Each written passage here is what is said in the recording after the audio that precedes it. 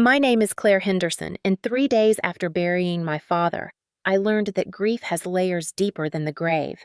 The house still smelled of lilies and wax from the funeral candles when my aunt, my mother's own sister, stood in our living room and destroyed everything I thought I knew about family. It was supposed to be a quiet memorial dinner, just a few relatives and neighbors sharing stories about my father, Richard Henderson, the man everyone in our town called honest to the bone. My mother, Evelyn, sat pale and silent, her eyes swollen from days of crying. I was trying to help her through another endless evening of condolences when Aunt Margaret raised her glass and said, "There's something the family deserves to know." Her voice trembled, but not from sadness. It was the kind of tremor that comes before a confession. Richard wasn't just my brother-in-law. She continued, her gaze shifting toward me. He was also the father of my son, Ethan. For a moment, I didn't even react.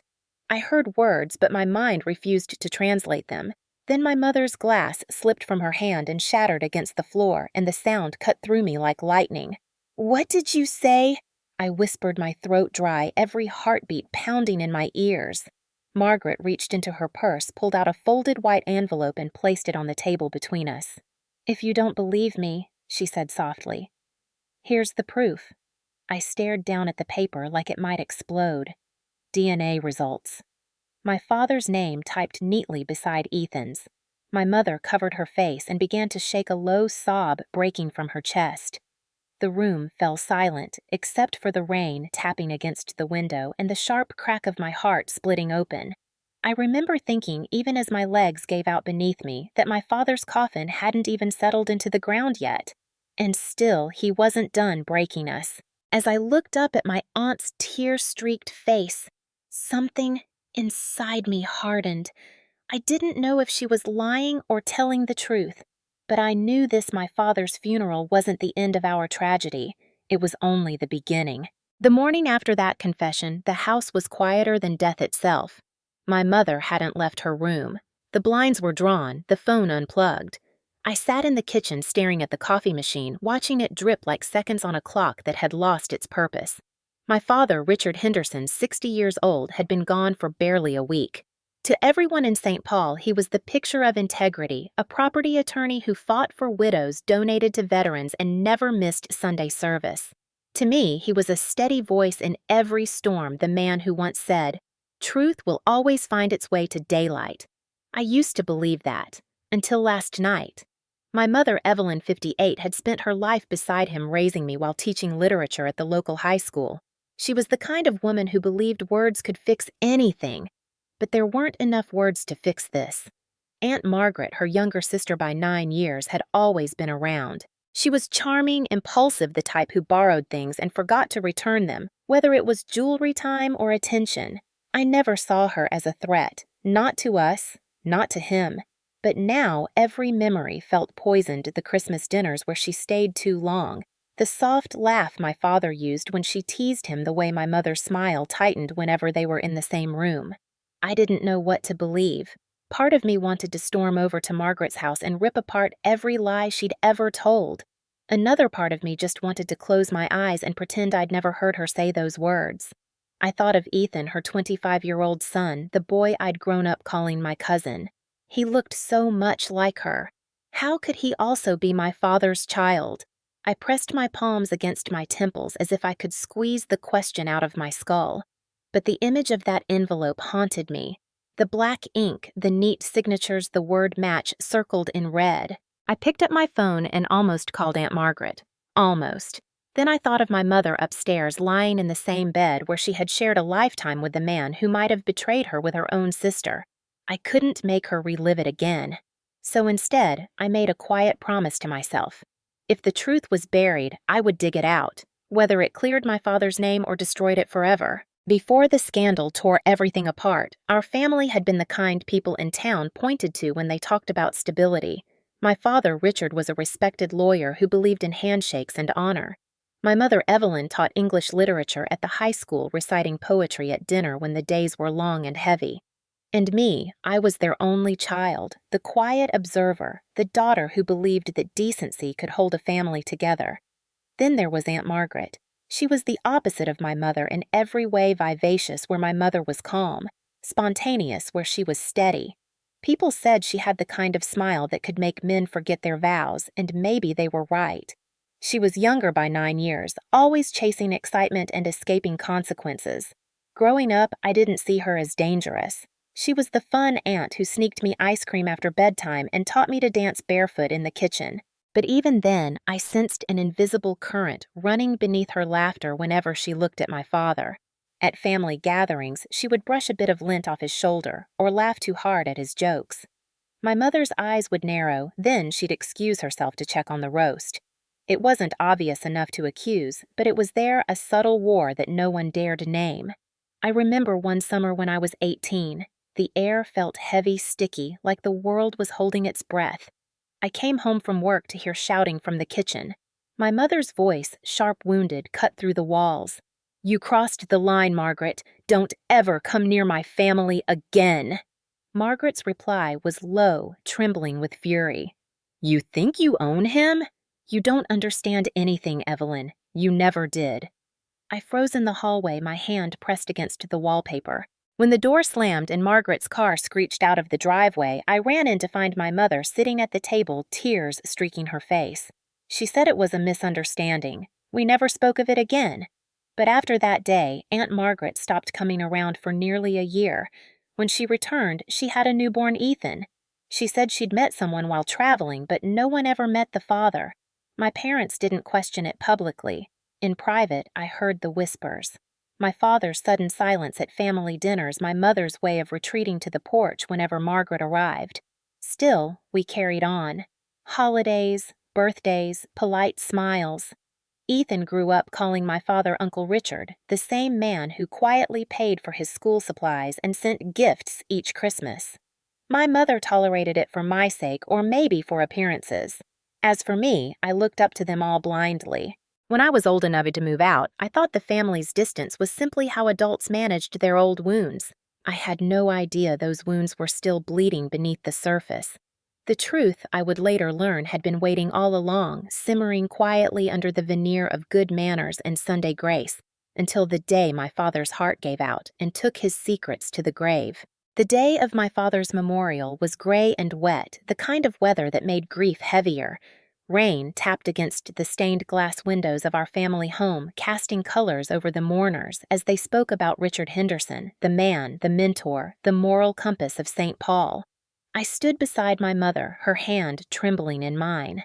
Every speech about his integrity felt like both a tribute and a wound. He had been gone only 7 days, but his absence was already shaping the air. When Aunt Margaret arrived, she was late as always, sweeping in like a storm that had lost its direction. Her black dress was elegant, but too fitted her lipstick too bright for mourning. She moved through the guests with practiced grace, offering hugs and soft smiles, but when her eyes met mine, I saw something different. Pity? Regret? Or anticipation? During dinner, she poured herself another glass of wine, while the rest of us tried to hold on to what little peace remained.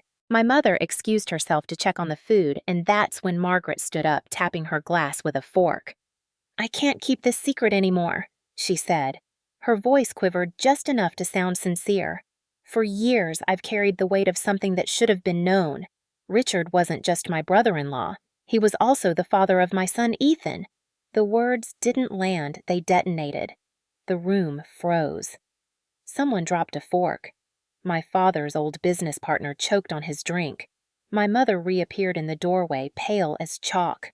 "Margaret, stop," she whispered. "Please, not here." But Margaret was already crying. "He loved me once, Evelyn. You know he did. And he loved Ethan too. He wanted him to have what he deserves." She reached into her purse and pulled out a white envelope, shaking slightly as she placed it on the table. "This is the proof. A DNA test. Richard knew the truth before he died." I couldn't breathe. The air thickened, pressing against my chest. My mother stumbled forward, clutching the edge of the table for balance. I saw something break in her eyes, the last piece of faith she'd been holding on to. I wanted to scream to tell everyone this was madness. But when Margaret slid the envelope toward me, I couldn't move. My father's name was printed in bold type through the paper, visible beneath the folds. Ethan's name below it. My heart hammered so violently I thought I'd faint. "You're lying," I managed to whisper. Margaret shook her head, tears streaming down her face. I wish I were. My mother's voice cracked like glass. Get out, she said. But Margaret didn't move.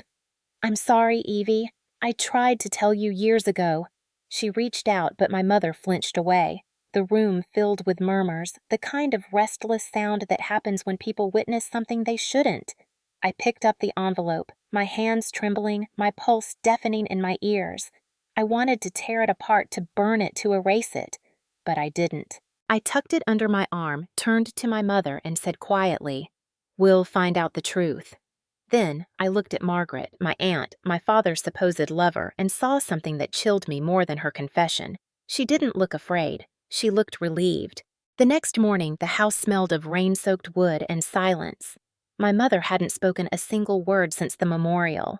She sat at the kitchen table, her eyes red-rimmed, a cold cup of tea untouched in front of her.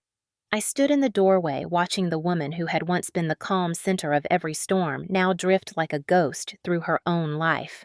"Mom," I began softly, "we don't even know if it's true." She didn't look up. "He promised me once," she said quietly, "that if he ever hurt me, he'd tell me before anyone else did." Then her voice cracked. "And he never did." The bitterness in her tone scared me more than her silence had.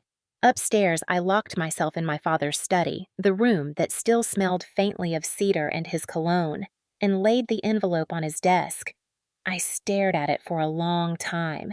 The handwriting on the back, the stamp from a private lab, even the faint smudge of lipstick on the flap, it all felt staged too deliberate, but I couldn't dismiss it. My fingers trembled as I slid the paper out. DNA relationship probability, 99.9%. I couldn't stop reading it as if repetition would make the words make sense. My chest tightened. Ethan, my cousin, my father's other child. My mind spun back to all those Christmas mornings, my father handing Ethan the bigger gift, laughing, calling him a fine young man. Was that guilt disguised as affection? Or had it all been coincidence? I needed answers, but every direction led to pain. When I finally called Aunt Margaret, her voice was soft, almost motherly. "I didn't mean to hurt anyone," she said. "But lies only rot the dead faster." I wanted to hate her, but my throat was too tight for anger. "You've already done enough damage," I whispered and hung up. 3 days later, an envelope arrived by certified mail official stamped with the county seal. A letter from the probate court.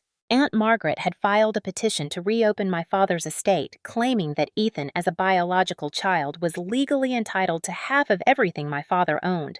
The house, the savings, even his life insurance. My vision blurred. I sank to the floor, clutching the letter. My father's law firm, Henderson and Reed, had always handled the estate paperwork, so I drove there that afternoon, the sky a dull gray above the Mississippi River. Thomas Reed, my father's longtime partner and friend, looked up as I entered his office. "Claire," he said, his expression heavy. "I was expecting this." He slid a folder across the desk. Inside was my father's will, dated and notarized properly. Every asset left to me. Nothing for Ethan, nothing for Margaret. "Your father updated this 2 months before he died," Thomas said. "He wanted things simple. You're the sole heir." "Then how can she challenge it?" I asked, my voice sharp. He sighed. "She's submitted a newer version. Claims Richard signed it in private, naming Ethan as a co-beneficiary. It's already being reviewed." I felt the ground tilt beneath me. "That's impossible," I said. "He would never." Thomas met my eyes. "Grief makes us believe we knew the whole person. Sometimes, Claire, we didn't." I left the office with the forged document burning a hole in my thoughts. For the first time, I wondered if I'd ever really known the man whose name I still couldn't say without choking. By nightfall, my mother was sitting by the window, staring at the rain again. I knelt beside her and whispered, "She's trying to take the house." My mother didn't blink. "Then fight her," she said flatly. "Your father's gone, but the truth isn't. Find it." The first hearing was set for the following month, but the ripples began long before that. In a town as small as St. Paul's West Side, gossip traveled faster than justice. By the end of the week, neighbors stopped waving when I passed. A woman at the grocery store whispered, "That's the lawyer's daughter, the one whose aunt had his baby." I kept my head high, but every glance felt like a pinprick under my skin. At home, my mother avoided the news, avoided people, avoided herself. She moved through the house like she was made of glass, fragile and transparent. One night, I found her sitting on the porch with a glass of wine, the first I'd seen her drink in years. "He used to say the law fixes everything," she murmured, staring into the dark. But what fixes the law when it's used by liars? I didn't have an answer. The next morning, I met with Thomas Reed in his office downtown. He looked older than I remembered, his hair grayer, his tie slightly askew. "Margaret's attorney just sent me their evidence," he said, sliding a folder toward me. "You should see this." Inside was a photocopy of a will I had never seen before. The signature at the bottom was unmistakably my father's, or at least it was close. But something about it felt wrong. The loops in his cursive were wider, the flourish at the end of his name exaggerated. "It's a forgery," I said instantly. Thomas nodded slowly. "That's what I think too. But proving it won't be easy. Margaret claims it was signed privately 2 weeks before Richard's death.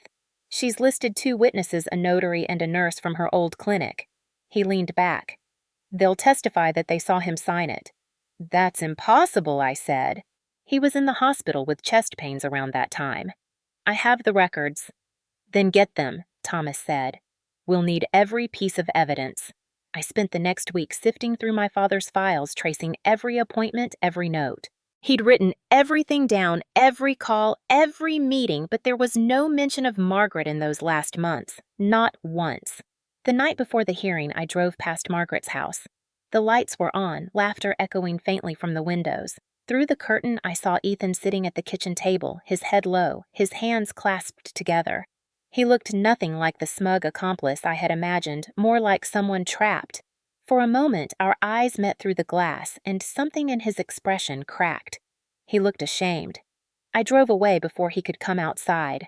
The next morning, the courthouse smelled of dust and coffee. Margaret arrived in a tailored gray suit, her hair swept up neatly, her expression the perfect balance of grief and determination.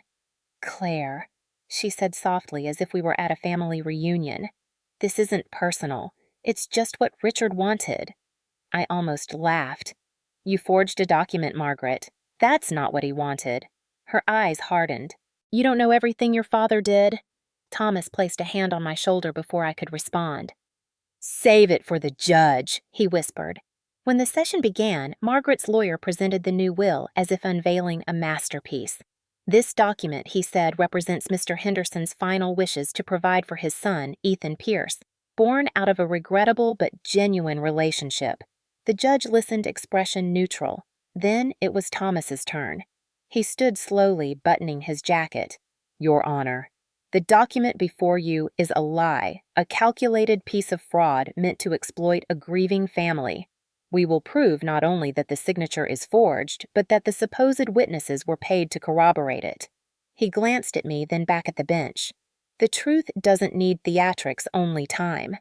I looked across the room at Margaret. Her hands were folded neatly in her lap, her face serene, but her foot was tapping beneath the table, quick and nervous.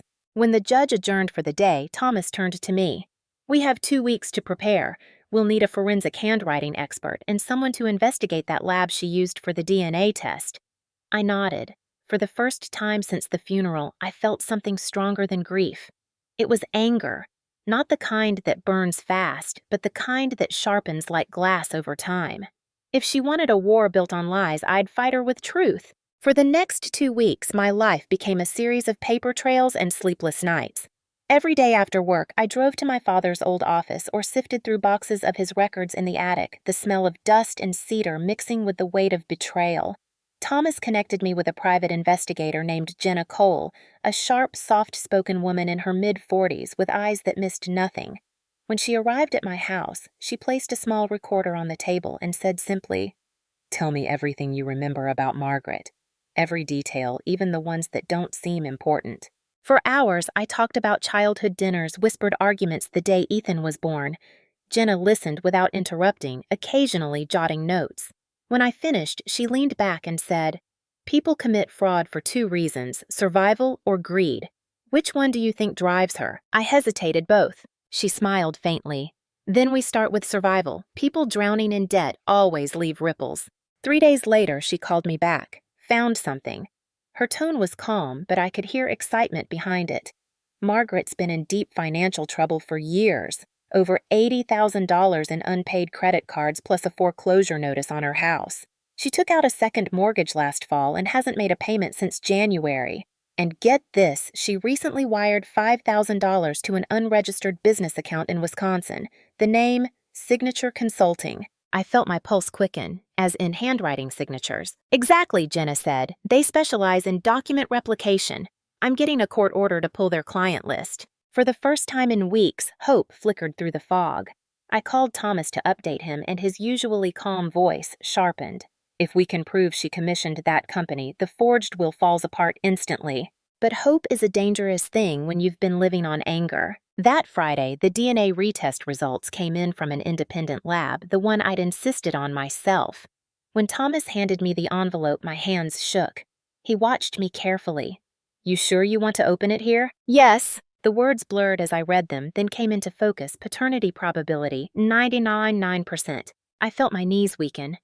No, I whispered. That can't be right. Thomas's brow furrowed. These are legitimate results. This lab is certified. I sank into the chair, gripping the paper so tightly it crinkled. For a moment, everything went silent. No office noise, no breathing, just the cold echo of those numbers. If the test was true, then my father had lied. He'd cheated on my mother. He'd built our family on sand. That night, I drove to my mother's house. She was sitting on the porch again, wrapped in a blanket, staring at the rain-slicked street. I handed her the paper. She read it once, twice, and then folded it carefully.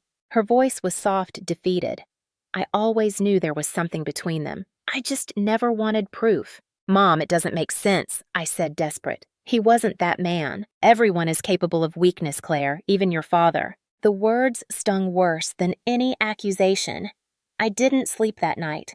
I sat on the floor of my father's study, surrounded by files and memories, trying to reconcile the man I knew with the man those papers described. The next morning, Ethan came to see me. He looked exhausted, his face drawn. I didn't know she was going to tell everyone, he said quietly. I thought she'd just talk to your mom privately. I swear, Claire, I didn't want any of this. I studied him. He had my father's sharp jawline, my family's blue eyes. I wanted to believe he wasn't part of the lie. She says he promised to change the will, I said. He hesitated, then shook his head. He never promised anything. He told her to move on. I was there once I heard him. Then why are you helping her? Because she's my mother, he said simply, and she's drowning. When he left, I sat there for a long time, staring at the rain. The DNA results were real. The will looked real. The debts, the whispers, the guilt, all of it pointed one way. And yet something deep inside refused to settle. Maybe that's what hope does. It tricks you into believing that the truth still has one more card to play. Jenna called me 2 nights later, her voice brisk but heavy. Claire, the lab that handled the first DNA test, doesn't exist anymore. It was deregistered 4 years ago. I sat up straight in bed, heart pounding. Then, who ran the test? She hesitated. Someone used its name illegally. The report was created using an old template downloaded online. It's a fake. I pressed my hand against my mouth. You're saying Margaret forged the DNA results? Not entirely on her own, Jenna replied. We found a tech specialist named Raymond Holt. He runs a small print and design shop in Minneapolis. He was paid under the table to replicate a paternity form. Guess who transferred the payment? My pulse raced. Margaret, from her account, and she left a note on the transaction, urgent, same format as sample. I closed my eyes, a wave of fury and relief washing through me at once. Can we prove it? Already can, Jenna said. I've got the receipts. But she wasn't finished. There's something else. Your father's medical file. Thomas gave me permission to pull it since you're next of kin. 2 years before Ethan's birth, Richard underwent surgery, a varicocele repair, and a full vasectomy. He was medically incapable of fathering a child after that. My stomach dropped. So, Ethan can't be his son. No, he never could have been. The world spun for a moment. The grief, the doubt, the anger, all of it turned into something sharper, cleaner. Righteous fury. My father hadn't betrayed my mother. He'd been protecting her from a truth he must have feared would destroy them both, the kind of truth Margaret had twisted into a weapon. The next day, I drove to Ethan's apartment. He looked tired, dark circles under his eyes. When I told him what we'd found, his shoulders sagged like someone had cut the strings holding him up. She said she had proof, he whispered. She said my father wanted me to have what was rightfully mine. Ethan, I said gently, he wasn't your father. His eyes filled with tears. I know. Deep down, I think I always knew. He told me he'd found messages on Margaret's phone conversations with a man named Dave, her co-worker from years ago. He's my real dad, Ethan said bitterly. He left her before I was born. She's been trying to rewrite her life ever since. I didn't know whether to pity her or despise her. When I showed Thomas the forged documents and the medical proof, his jaw tightened. This changes everything. The will, the DNA, her credibility, it's all gone. He leaned forward. But we do this right. No screaming match, no chaos. We let the truth dismantle her in court. I nodded, but inside me something darker stirred. Part of me wanted to confront her myself, to watch the lies crumble in her hands. That night, I stood in my father's study again, the rain outside streaking down the window like tears. I looked at his framed photo on the desk, the quiet smile, the eyes that always seemed to see farther than mine. You knew, didn't you? I whispered. You saw her coming. I opened the top drawer and found his old fountain pen, the one he'd used for every important document. It still had ink. I'll finish this for you, I said. The next morning, I called Thomas. I want to face her before the next hearing. He hesitated. Claire, that's not required? It's necessary, I interrupted. I want her to hear it from me. He sighed. Then we'll do it by the book. I'll be there. When I hung up, I realized my hands weren't shaking anymore. For the first time since my father's death, I felt steady. The storm hadn't ended, but I was no longer drowning in it. I was walking through it, holding the truth like a blade. And when Margaret saw me next, she'd understand exactly how sharp it could be. The courthouse conference room was small, beige, and airless, the kind of place where truth and lies sat across the same table pretending to shake hands. Margaret was already there when I walked in, dressed in another immaculate suit, silver earrings glinting under the fluorescent lights. She looked up and smiled faintly, like we were about to discuss family recipes instead of the wreckage she'd caused. Thomas sat beside me, a quiet wall of composure, while the judge's clerk arranged folders between us. This is an informal mediation, the clerk said flatly. If an agreement can't be reached today, it goes to full trial. Margaret folded her hands neatly on the table. I don't want a fight, she said softly. I just want fairness for my son. I leaned forward, my voice calm. You mean Ethan, the son who isn't my father's? Her face didn't flicker. That's not what the test said. Thomas opened the folder in front of him and slid a paper toward her. That's because the test you submitted was falsified. Here are the receipts from a print shop in Minneapolis where you paid for a replica template using your own bank account. And here, he tapped another page, is the signed affidavit from the technician you bribed. Margaret's hand twitched. That's ridiculous, she said quickly. Anyone could have used my name. You also used your clinic's email address, I said quietly. We traced it. Her lips parted, but no words came out. I reached into my own folder and pulled out the medical record Jenna had found. You claimed my father was Ethan's biological father. But 2 years before Ethan was born, Richard Henderson had a vasectomy. He couldn't have children after that. The air shifted. Thomas watched her carefully, like a man waiting for a fuse to burn down. Margaret's composure cracked. He told me he'd reversed it, she said, her voice rising. He said he wanted to start over with me. He didn't, I said, and you knew it. You just couldn't stand being left behind. For a moment, she looked at me not as an adversary, but as something worse, a reflection. You think I'm a monster, she said, trembling. But your mother had everything. The house, the husband, the respect. I had nothing. Her words came faster, unraveling. When Ethan was born, Richard sent me money every month for years. He may not have been his father by blood, but he was by guilt. He pitied me. And when he stopped sending money after Evelyn found out, she caught herself realizing too late what she'd admitted. Thomas leaned forward. So your motive was financial, he said calmly. You forged the will to reclaim what you believed he owed you. Margaret's eyes flashed with panic. No, The judge's clerk raised a hand. Mrs. Pierce, that's enough. Everything you've said is recorded. The silence that followed was suffocating. I could hear the faint hum of the lights, the soft rustle of papers as the clerk gathered evidence.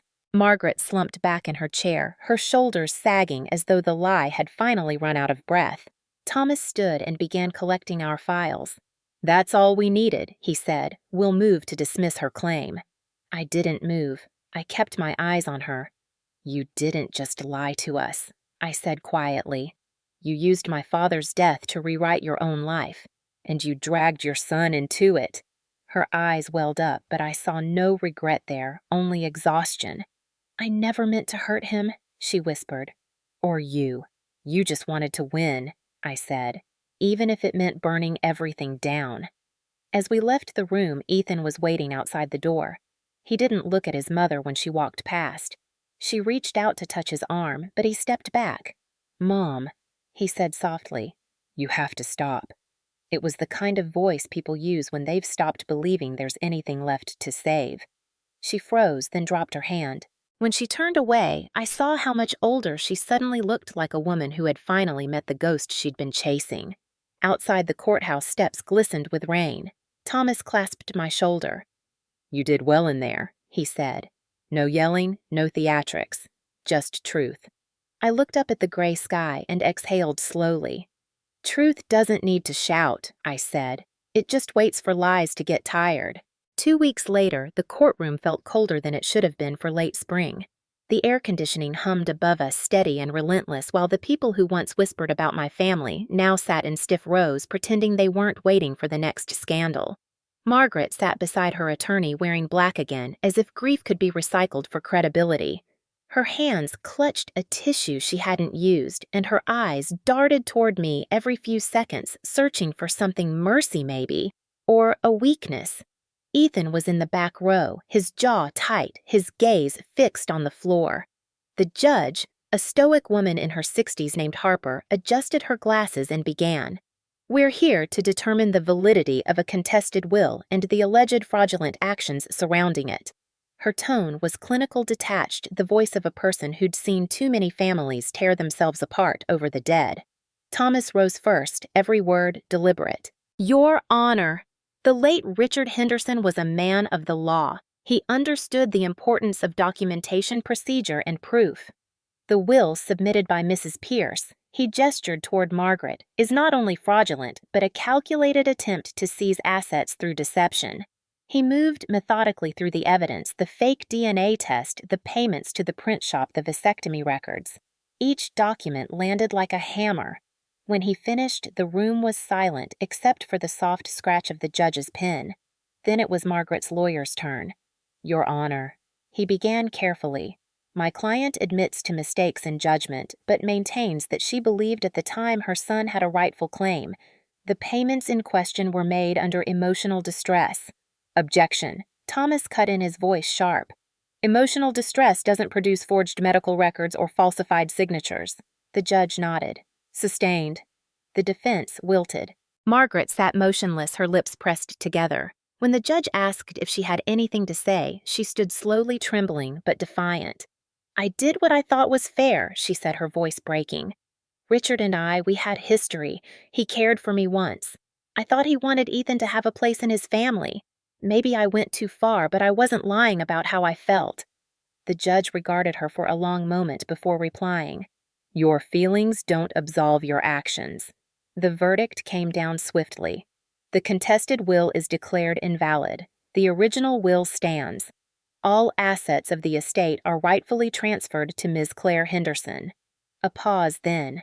As for Mrs. Margaret Pierce, the court finds her guilty of document fraud and perjury. Given her cooperation and lack of prior offenses, she is sentenced to 3 years probation, community service, and restitution for legal costs. Any further claims on the estate will be barred. The sound of the gavel echoed through the room, final and cold.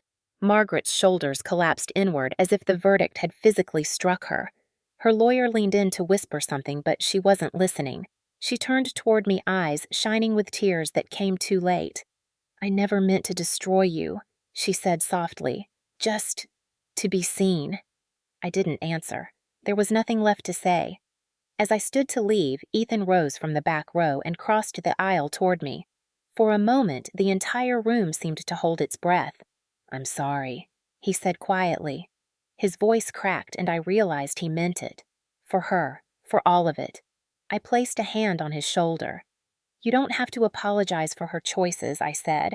"Just make sure you don't repeat them." When I stepped outside, the sunlight felt wrong, too bright, too alive for the aftermath of something so hollow. Thomas joined me on the courthouse steps, the breeze tugging at his coat. "Justice is never as satisfying as people expect," he said. I nodded. "It's not supposed to be. It's just supposed to stop the bleeding." We stood there for a while watching the clouds break over the river. For the first time in months, I felt the weight begin to lift, not completely, but enough to breathe again. My father's name was cleared. The lies were over. And in that silence, I finally understood what he'd always meant, that truth, no matter how late it arrives, still counts as redemption. The weeks after the verdict passed like slow rain, steady quiet and strangely empty. There were no celebrations, no dramatic reunions, just a gradual return to silence. The town that once gossiped about my family now spoke of us in hushed tones, as though our story had become a local ghost tale. I went back to work at the financial firm downtown, pretending normal life could be rebuilt from the ashes of humiliation. But normal had changed. At night, I'd sometimes wake up expecting to hear my father's voice on the phone downstairs, or my mother humming in the kitchen. Instead, I'd hear the soft creak of the house and the echo of everything we'd lost. Margaret didn't go to jail. Probation spared her that, but word spread quickly. She was fired from her job at the clinic within days of the verdict. Friends she'd known for decades stopped answering her calls. Ethan told me she moved into a small rental apartment near the river where she spent her days volunteering at a second-hand store. "She's not the same," he said when he visited me once that summer. "She barely talks. She just exists." I didn't know how to respond. Pity was a complicated emotion when it came to Margaret. Part of me wanted to hate her forever. Another part saw the tragedy of a woman who had been swallowed whole by her own envy. "She made her choice," I said finally. "She traded truth for fantasy, and fantasy doesn't last." Ethan nodded, eyes glistening. "I know. I just wish she'd stop trying to fix things that can't be fixed." He paused before adding, "I'm thinking of moving to Oregon. Somewhere new. I can't stay here. Every street feels like a reminder." I smiled faintly. "Then go. You deserve a clean start." After he left, I sat by the window for a long time, watching the light fade. Across the street, someone was trimming their hedges, the hum of the clippers oddly comforting. Life kept going, whether I was ready or not. My mother Evelyn spent her afternoons in the garden again. She'd stopped talking about Margaret completely. When I mentioned the name once, she just said, "We all pay for the lies we tell ourselves. Some sooner, some later." There was no bitterness in her tone, just weary wisdom. That fall, I received a letter from Margaret. The handwriting was neat but shaky. She wrote that she was attending a support group for people who've hurt their families beyond repair. She didn't ask for forgiveness. She didn't justify anything. She only wrote, "I wanted to be chosen once in my life. I just didn't realize I was choosing wrong every time." I read it twice, then tucked it into a drawer. I didn't write back. There are apologies that come too late to matter, but not too late to haunt. As winter crept in, snow gathered on the porch railings, soft and quiet. Some nights I'd look at the framed photo of my father on the mantel, his eyes steady, his smile restrained, and wonder if he'd have pitied Margaret too. But then I'd remember what Thomas once said after court justice doesn't erase pain. It only teaches you how to live with it. And maybe that was enough. Maybe justice wasn't about revenge or closure, but about knowing that lies had stopped multiplying, that truth, however ugly, had the final word. When spring finally came, the tulips bloomed again along our front fence. I trimmed them with my mother one morning, and she looked up at me and said softly, "You look more like him every day." For the first time in a long while, I didn't flinch at the comparison. Maybe because at last being his daughter no longer felt like carrying someone else's sins. 1 year later, the house no longer felt haunted. My father's study, once a shrine of grief and evidence, had become a quiet reading room where sunlight fell across the desk he left behind. I'd kept his fountain pen, the one that survived every trial, and placed it in a small glass case beside a photograph of him and my mother from their wedding day. The lines on her face were softer back then, but the strength in her eyes hadn't changed. Every morning she still brewed 2 cups of coffee, one for herself and one she set by the window. Habit, she would say, though I knew better. It wasn't habit. It was memory given form. I'd left my job at the firm after the case ended. Numbers no longer filled the hollow space the way they used to. Instead, I started freelancing, managing finances for small local businesses. Honest work, quiet days. Peace, not power, that's what I wanted now. Ethan kept his word and moved to Oregon. Sometimes he sent postcards, pictures of pine forests or coastal cliffs with short notes written in his neat handwriting. "Hope you're doing well. I'm learning to forgive her." I never knew how to reply, so I just kept the cards tucked into a drawer beside Margaret's final letter. Last I heard, she was volunteering full-time at the thrift store, sorting donated clothes and helping elderly customers carry their bags. People said she rarely spoke, but when she did, her voice was gentle. My mother and I never discussed her again, but every Christmas we still sent a card addressed simply to Margaret from Evelyn and Claire. No message inside, just a signature, a small acknowledgement that some ties don't disappear, they just change shape. One morning in early spring, I was watering the roses in our backyard when I noticed a faded notebook wedged behind one of my father's old file boxes. Inside, in his tidy handwriting, was a single note dated 5 years before he died. "If truth comes for me after I'm gone, let it come gently for the ones I love. Lies protect no one, least of all those we lie to." I sat on the floor of his study for a long time, after that the paper trembling in my hands. For months, I had thought of justice as a weapon, something sharp I had to wield to restore what was lost. But now, reading his words, I understood justice wasn't about winning. It was about peace, about not having to look over your shoulder anymore, about being able to sit in your own home without wondering what else is hiding in the walls. I folded the note carefully and placed it in my wallet. That night, I filmed a short video for my channel, a small project I'd started for others going through family disputes. I spoke softly into the camera, my voice steady but full of weight. "We can't choose the truths we're given," I said, "but we can choose what to do with them. My story isn't one of revenge. It's one of learning to let the truth stand even when it hurts." The comments that followed were from strangers who knew the same pain, betrayal, inheritance fights, secrets buried under grief. And somehow, sharing it all made the burden smaller. When I finished, I walked out onto the porch. The sky was streaked in pink and gold, the air cool against my skin. My mother called from the kitchen asking if I wanted tea. I told her I'd be right there. As I set down my watering can, a light breeze carried the faint scent of roses, fresh, alive, untainted. For the first time in a long while, I didn't think of my father's death or my aunt's deceit. I just stood there, breathing present. The past no longer felt like a wound. It felt like a scar, faded, painless, but permanent enough to remind me who I'd become.